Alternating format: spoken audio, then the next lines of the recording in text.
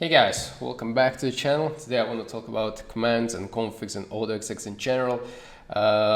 Few things that I want to mention, and it is really important to understand that at the pro level or any kind of level, you want to try to get any advantage you can get over the opponent, and having a flawless config and settings is probably one of the things you can do to do it. But your only excuse might be that you don't really know how to do it, so this is exactly why this video was made. So let me help you out. Here you can see the timestamps for the video, so I understand that a lot of you probably know some of these stuff, so feel free to navigate through the video, or if you want to revisit this video in some time and you already forgot where it was, just here are the timestamps for your easier navigation. So by the way, if you're new to this and this is probably one of your first videos talking about this topic, you cannot for some reason keep up with the information that I'm giving you in this video, feel free and do not hesitate to scroll down and in the comment section below under the video ask whatever you have to ask. I'm pretty sure me or someone from the community will help you out. I mean, we're here to make things easier for us and make it like more beneficial for everyone. So yeah, if you have something to say, do it, and we'll try to get back to you and explain whatever is troubling you. If these binds get you at least like one extra kill or you die one less time, I'm gonna consider this video to be a huge success, and it was worth making. I myself got into the advantageous situation because of these things on multiple occasions already, whether it's throughout like tournaments or practice or in simple pickup game in general. I decided to share these because I did not see many pros use it in general. Some does, but I mean some do, but you have to really look for them in order to find them, and it's especially easy to do it on streams and watching other pro players' content. But yeah, I have not seen too many of those using it, so that's why the video is out there now. So I specifically mentioned binds that are less known or less used because I feel like there's already a lot of material for you to go through when you go to the YouTube and you type in search bar, let's say CSGO jump throw bind, and you're gonna get tons of results how to actually jump throw and jump throw your nades, how to do it, how to make it work, and some other stuff like switching between weapons without mouse scroll wheel, why is beneficial. So I'm trying to go over lesser known stuff. Okay, so we are here. Let me show you actually where to find config and Autoexec. This is something that we're gonna talk about a lot in these kind of videos. So let's make sure that we all know where to actually navigate through your PC to find those. So let's start with the config. You're gonna go to this PC, C, program files, Steam.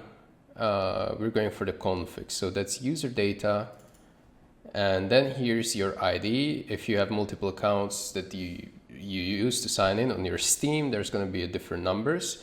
So this is mine, I know this, I will show you how I know this. You go in 730 local CFG, and here is your config file. So this is config where you're going to put stuff in that we're going to talk about, such as commands. And yeah, now for the number, how I actually knew it was mine. If you have multiple numbers for you in user data config, user data folder, here's actually how to realize which one's yours. If you're like in public PC or you use you know, the multiple Steam accounts. So you go into your Steam, into your profile. This is my profile, inventory, trade offers, who can send me a trade offer, and there's your trade URL link, which you can send to someone and they are able to send you skins. But that's not important. Important is this little number here in the URL. So this is actually your ID. It's the fastest way, I think, to check these. So 55928 is my ID, and I'm gonna make sure that it matches here in user data folder, and it does. So this is mine. All right. So this is how you find the config file, 730 local CFG, and it's here.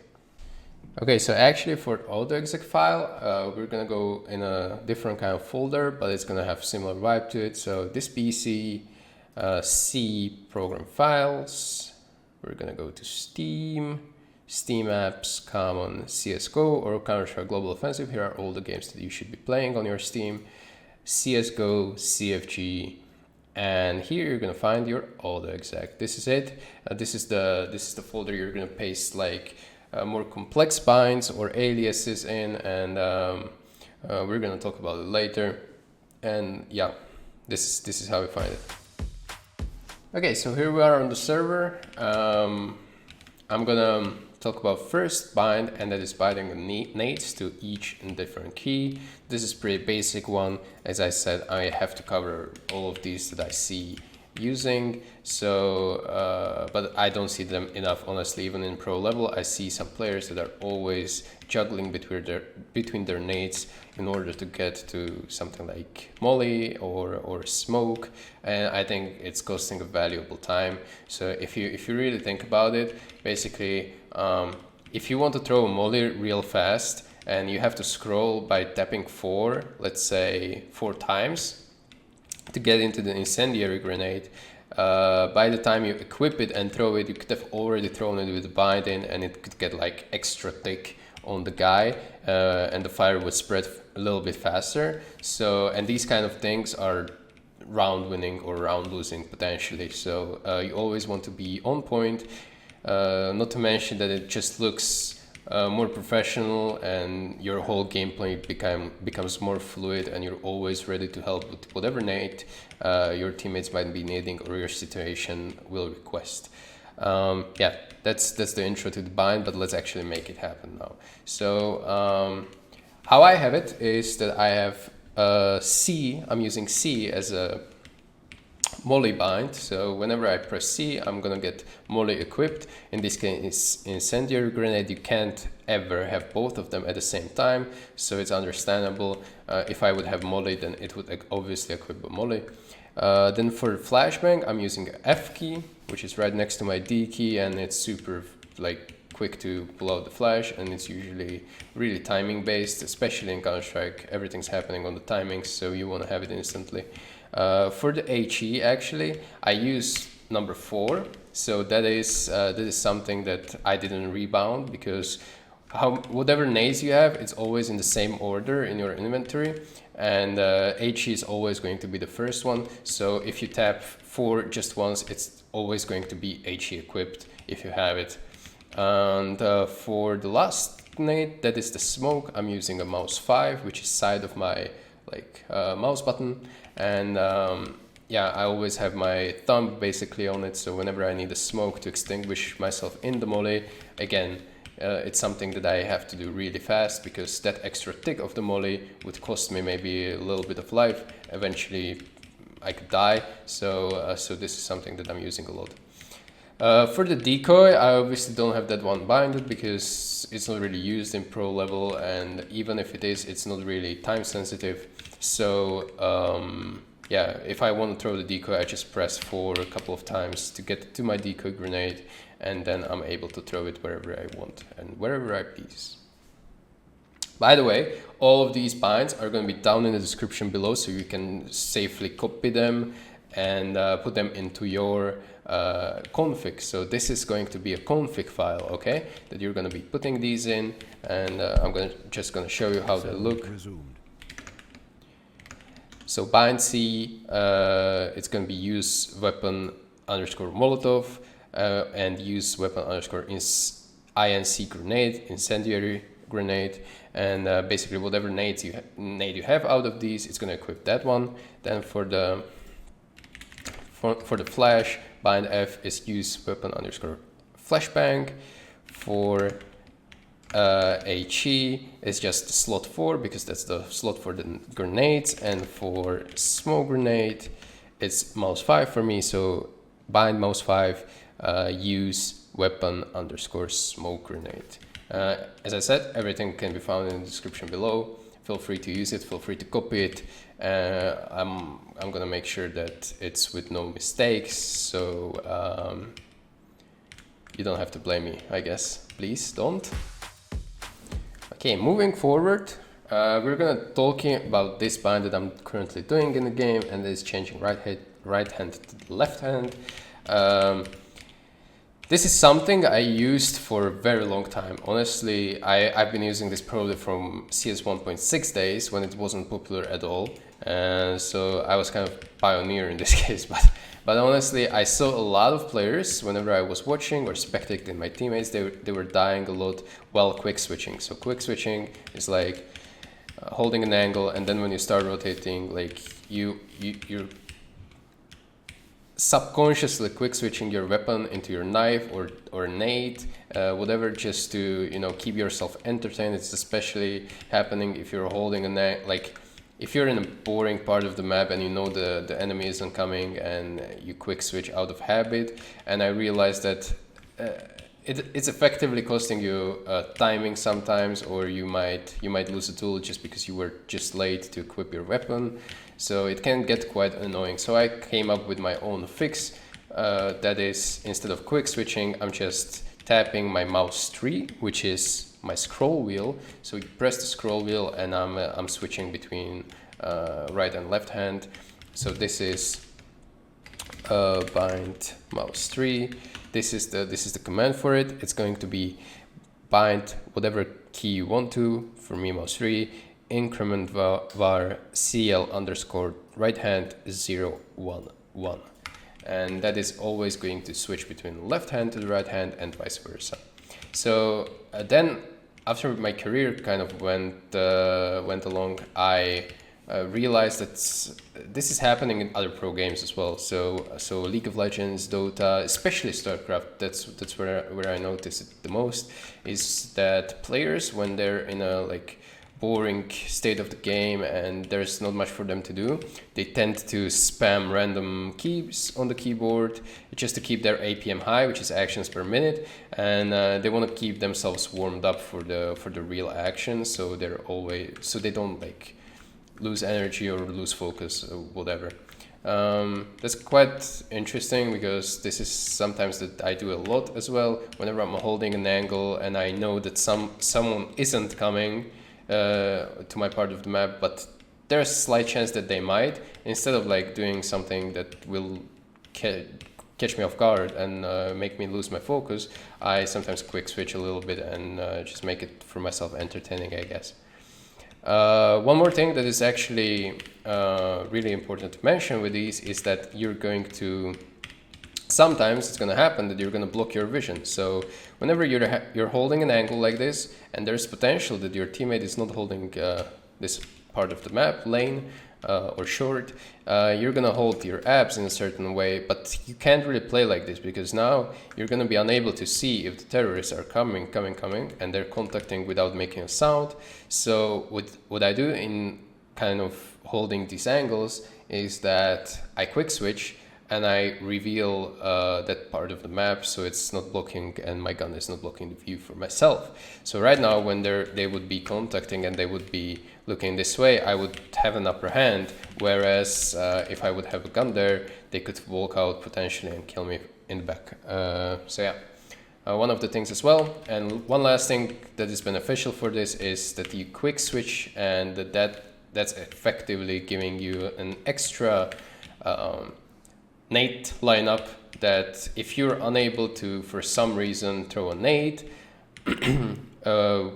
where you're lining up with your grenade, like this part of the grenade, this hand, or when you're lined up, when you have nades triggered, so now your left hand becomes the lineup. Sometimes you don't have anything to line up with. What you can do is just change the hand, and you can find for some different lineup here and there, right? So this is just a free extra easier lineup, I guess, and yeah, quite useful in multiple scenarios, so feel free to use it. Okay, so moving forward, this is something that you want to put into your config. It's HUD, actually let me make this bigger, HUD show target ID and make it to the 1.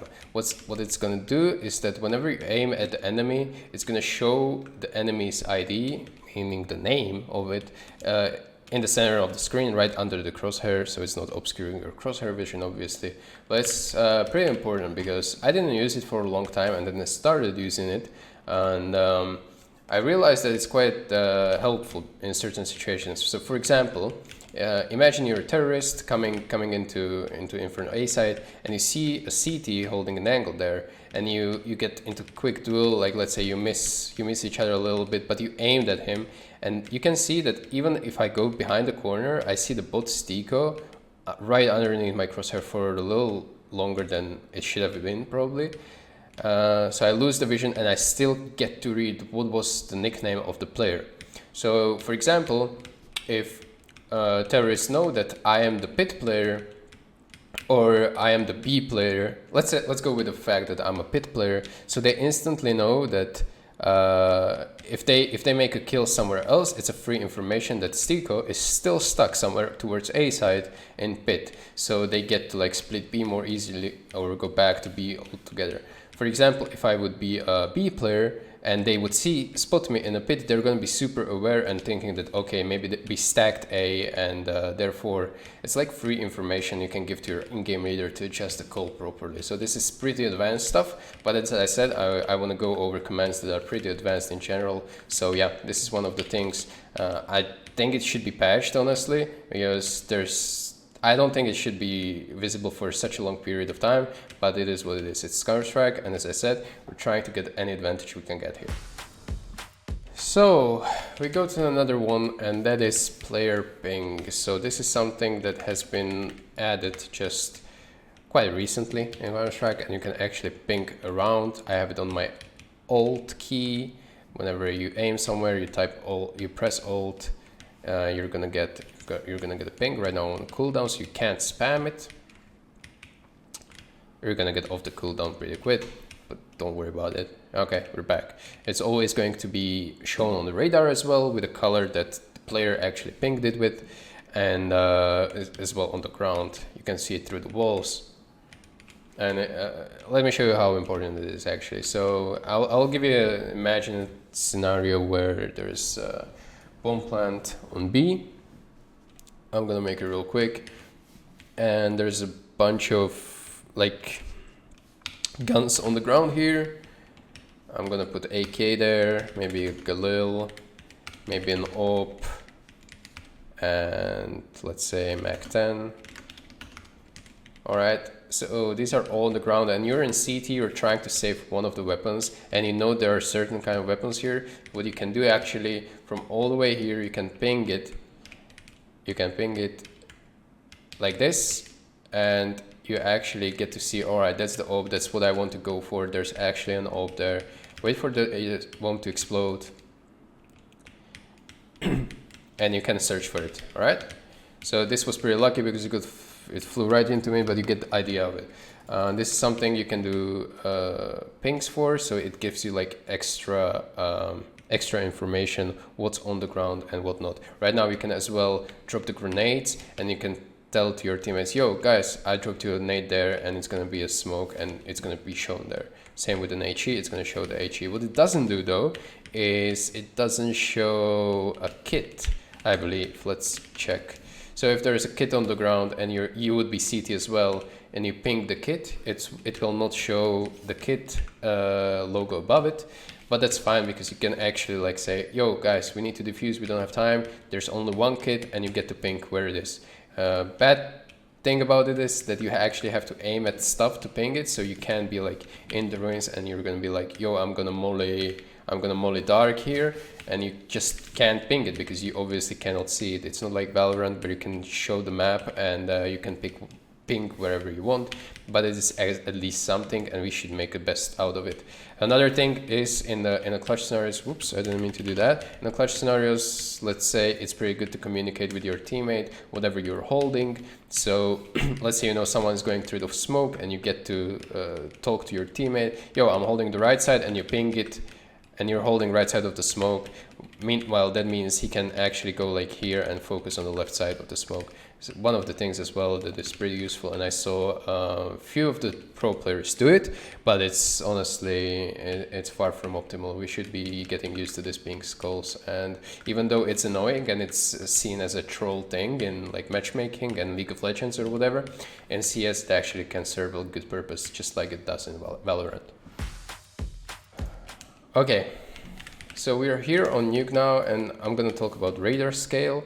What I mean by this is that actually this is pretty useful on Nuke, and for me as a lobby player especially, because what happens when I adjust radar, actually CL radar scale.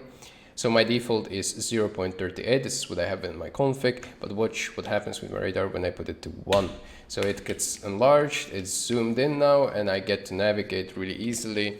And yeah, I like to have it zoomed out a lot of times, just because I like to know where the action is happening, where my teammates are exactly positioned across the map if needed. So yeah, this is how I have all the time, unless I want to do like a vent dive through the smokes, and this is where the command gets into play, because I really have to navigate through the tight choke points here, especially when it's smoked, let's say.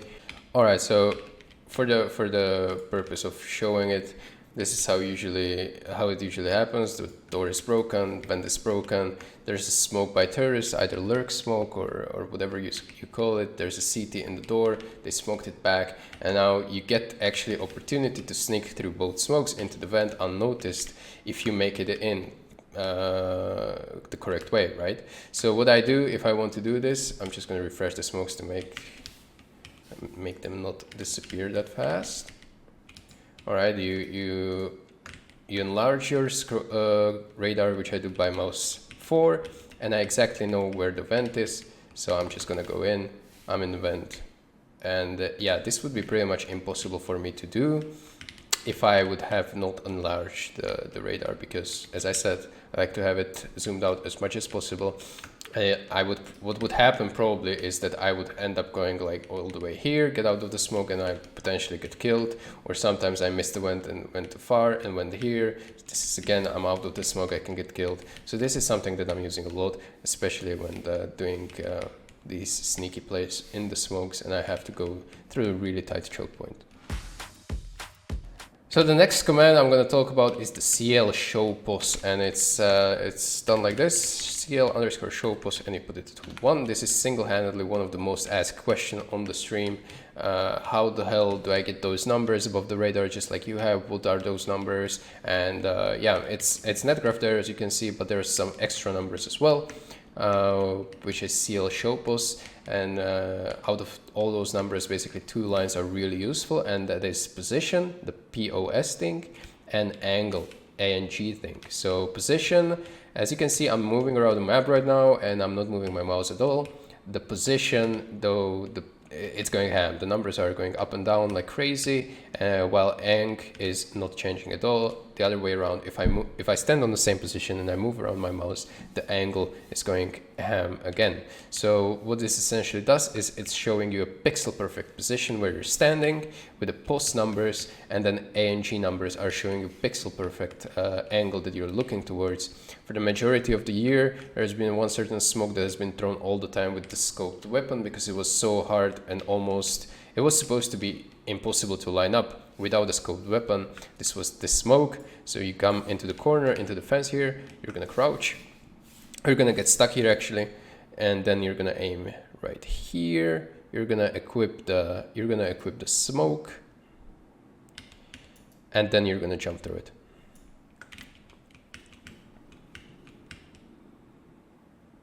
Okay, so you're gonna go back and crouch, and you go 1888 and 111.53. This is the pixel perfect smoke. It has to be. Please be it. Yes. So this can be thrown. As you can see, it's really hard. It wouldn't be possible at all without the CL show pos command. Okay, moving forward, we talk about the other numbers above my radar, and that is net graph. A lot of people are asking me as well, how the hell do you get net graph there? Because all I can do is like do the net graph position 1, 2, 3, and it's gonna float on the bottom of the screen, and it's gonna cover up some of my important stuff, and I don't like it. So net graph, first of all, enable it by typing net underscore graph 1. Then you're gonna have net graph proportional font 0 or 1. I like it 0 because it's going to make my numbers smaller, and overall the font of it is smaller, so it doesn't take so much screen area. Net graph position is the command everyone knows, and you can decide between 3 different positions, either this one, which is 1, number 2, number 3, all the way on the left of the screen. But the MVP command here is net graph height. And this is the value that I have for right now, 996. It's gonna show that this height of the net graph is going to be at the very top of my screen. It differs from resolution to resolution. So if you have different resolution than me, you have to fiddle around with the numbers a little bit. But just to show my point, if you put 0, it's going to be down as a default at the bottom of the screen. If you put it like, let's say 100, it's going to get a little bit up. If you go 500, it's going to like in the middle of the screen. And I found the sweet spot, sweet number is 996. It's going to be at the exact top of my screen. So if you have a larger resolution, you probably want to crank the number a little bit up more, and it's going to be on top of there, not disrupting any view, any vision overall. And it's super handy to have it there, in my opinion, much better than having it down there and getting like in the way of a chat or your HP or your inventory, whatever. Just yeah, this is it. A lot of people have been asking, so that's why I included this command. We're moving to the next one, and this one is really important because I see a lot of players using this so wrong, and I don't understand why. If you understand and you know why, then let me know, because I really don't know why people are not using this, other than they're probably not aware. And that is, so you can see that down on the screen I have my profile picture. This is how it is with a command that I'm gonna find real quick now.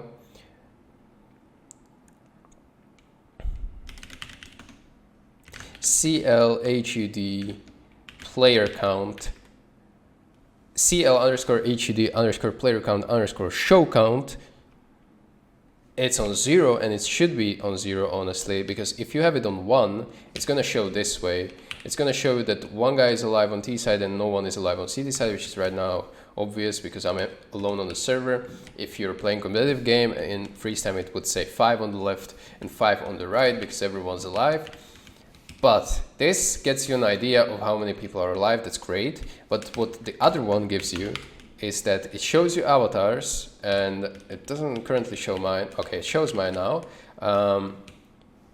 What it does as well, under each avatar, there's a little green line showing HP of that player, which is really important, especially for IGL, for example, when he wants to make a call, but he needs to adjust the call because his entry fragger is low HP, or his lurker is low HP, or his oper is low HP. So he needs to adjust accordingly. And instead of looking at the teammates through the wall, let's say, he just instantly sees it on his own screen down where the time is and where the score is, or up, whatever you want to use it, but I use it personally on down. So just what I mean by this is I'm going to damage myself on purpose just to see that this green line under my avatar is actually going to decrease a bit. I think I can damage myself this way. Yes, so you can see I lost 47 HP, I have 53 now. That means probably half of my bar should be gone, and that is exactly it. So the green line went into the middle, and if I throw myself another HE, it's going to go all the way to 4 HP, and now it's actually red here. So your IGL instantly knows, okay, this guy is low HP, this guy is high HP, and he gets to adjust the call. I don't understand why are pro players using the count itself. I understand that you get to understand where how many people are alive, and it's easier to navigate through that. But at the same time, I feel like if you're a pro player, you should always know if it's a 3v3 or 3v4 or 4v3 situation, 2v2, 1v2, whatever. Like, this is more important. I feel like this is more valuable, and you should be using this one, no excuse. Okay, so the next one, I'm just thinking where should I show this for the best possible outcome, I guess. Oh yeah, I know. So for example, let's say I'm gonna put a bot here. Pretend it's the terrorist, okay? I mean counter-terrorist, and you're the terrorist, so you're clearing the underground, and you wanna practice on wall banks to clear the area here. So what you can do is actually give yourself a wall hack, which is completely untraceable. You're not gonna get banned. It's just thing that you can have within your CS, and you're gonna see some of the models and props being shown through the wall, and this as well affects the enemies and teammates. Obviously you're not going to see them through all the walls, so if you go far enough, you're not going to be seeing him, but what you're going to be seeing is that you see them through the thin walls, such as this one, and you can line up and practice on wall banks. So for example, when you're clearing underground, you can actually get like free information based off of this wall bank.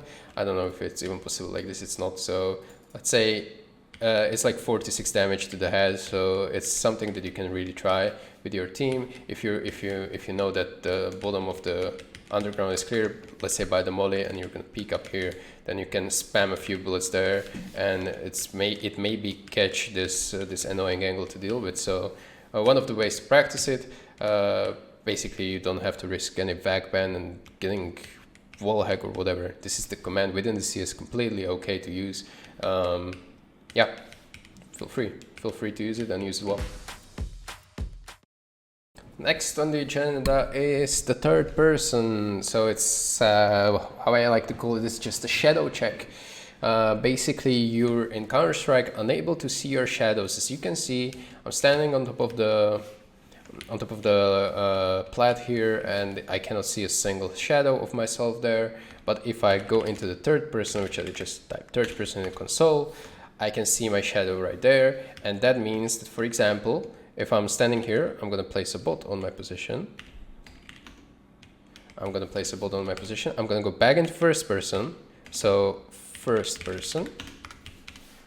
And now I see, oh, there's something's, I'm rotating, and let's say he's holding me. I can see his shadow, and I get to pre-fire him before he actually knows about me, right? So this is one of the advantages you can use to check when you're, especially on the new map, or if you're visible on this particular spot, just get into the third person and look for your own shadows, because sometimes it can give your position away. This is pretty important on certain maps such as Overpass, Nuke, Dust 2, like in general on the maps when it's like open sky thing, and there's a lot of shadows to get revealed, right? So yeah, third person, first person.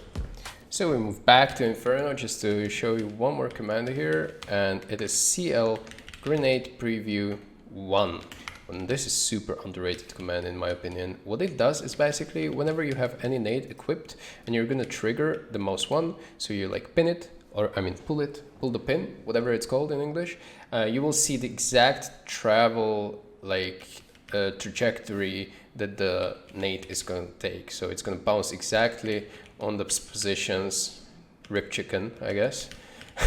And yeah, it's basically great for finding like pixel perfect smokes and whatnot. I can't think of any right now. Let's say like you want to like get a smoke perfectly here, and you don't really know if it's possible. You can just run around. Like if you would not have this command, you would have to like guess how is it actually gonna land. But here you instantly see that yes, it is possible. You can throw it. I mean, obviously I didn't show you the lineup because I don't know it, but it is possible. So you can now create something out of it and actually look for some reasonable lineup that you can use in the game. Okay, so for example, if you want to look for other grenades, it works well with the molly as well. So I'm just gonna show you that it is possible with this command to find a quick molly for the bike here in the pit area, this position. If you're held by the orb, let's say, and you don't have a flash, you obviously are going to probably die if you're going to peek that. So what you can do is you actually can volley it by going into the corner. You aim at the upper cable here, and just by pressing mouse 1, you're going to see the trajectory of that volley. So yeah, you get to adjust it a little bit to see to make sure that it goes actually into the spot that you want to volley. So yeah, it bounces off of this pillar here, goes into the bike. Yeah, this is something that would have taken a lot of time without the command, same as probably finding that this kind of smoke is possible here. I can't even think of it right now how it was. Oh yeah, it could be like this, for example. Yep, so you get the point. The command is super nifty. Honestly, it's gonna save you and your team a lot of time to practice with it. So yeah, guys, that was the video. I mentioned quite a lot of commands, but it still wasn't nearly enough as I prepared. So honestly, I'm gonna make a part 2, as I mentioned before, maybe even part 3 and part 4, whatever. If you like these videos, just make sure to let me know, because as I said, I have a lot of interest in building like configs and autoexecs to make it as efficient as possible for me and my teammates. So yeah.